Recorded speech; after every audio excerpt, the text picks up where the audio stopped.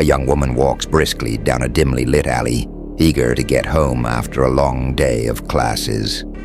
The faint glow of streetlights barely pierces the darkness, casting small pools of light along her path. As she nears the end of the alley, she spots a well-dressed man struggling to load books into the back of a vintage Volkswagen Beetle. One of his arms is in a sling, and he seems to be having a difficult time. Feeling a pang of empathy, she approaches the man, offering to help. The man smiles warmly, thanking her for her kindness. As she bends down to place the books in the passenger seat, everything goes black. She awakens groggy and disoriented, only to realize she's trapped. Panic sets in as she slowly understands the horrific reality. She's fallen into the hands of one of the most notorious serial killers in American history. His name? Ted Bundy. This scenario paints a chilling portrait of Bundy's modus operandi, a calculated predator who exploited the kindness of strangers. With his charm, good looks, and seemingly harmless demeanor, Bundy disarmed his victims, creating a false sense of security. He often posed as a man in need, his arm in a sling or on crutches, casting himself as vulnerable and trustworthy. Who would suspect a well-dressed man with a soft voice and a broken arm of being a monster? This was Bundy's lethal genius. He was the wolf in sheep's clothing, and his prey never saw him coming. To understand how he got away with his crimes for so long, we need to dive deeper into his mind and methods. Ted Bundy wasn't just another serial killer.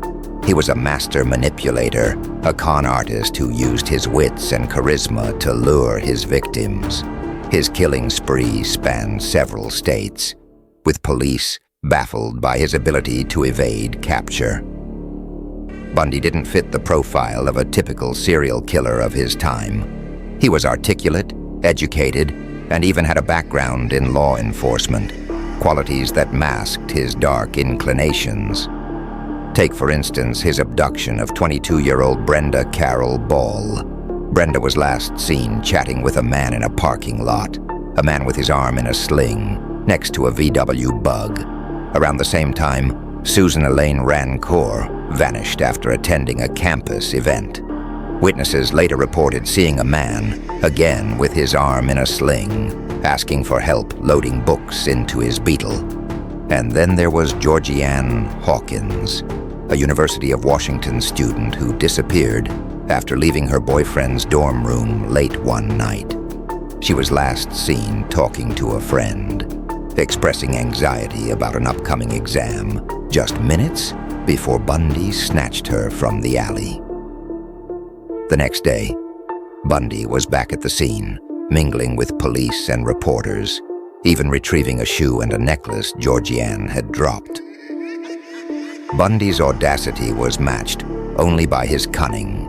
He took perverse pleasure in revisiting the bodies of his victims, relishing in the power he held over them even in death. He confessed to returning to Georgianne Hawkins's body on multiple occasions, describing in chilling detail how he relished reliving his crimes.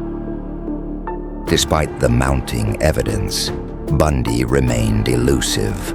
Witnesses had reported a man with a sling, a man driving a Beetle, but in the pre-digital era, connecting the dots across state lines was no easy task.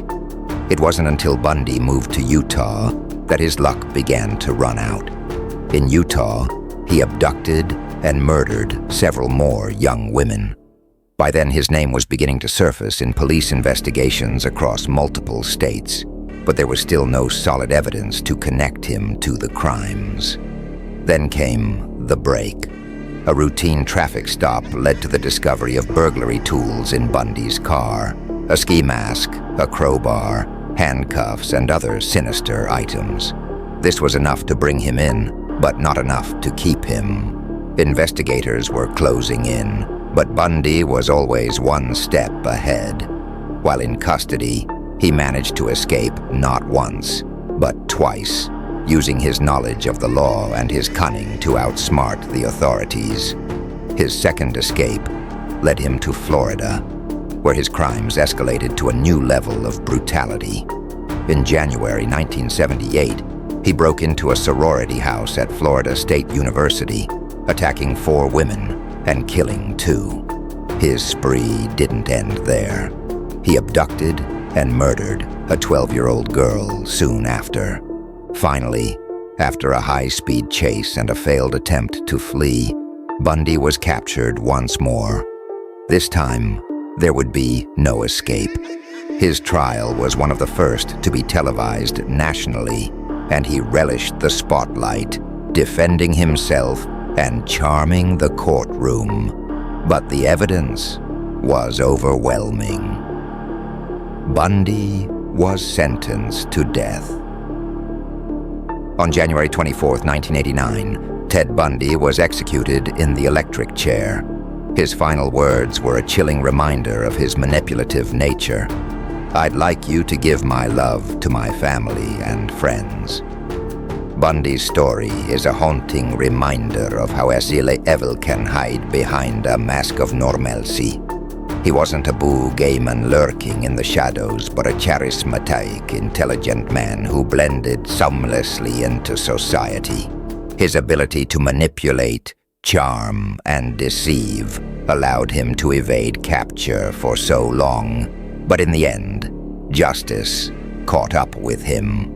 Remember, sometimes the most dangerous monsters are the ones who look just like us.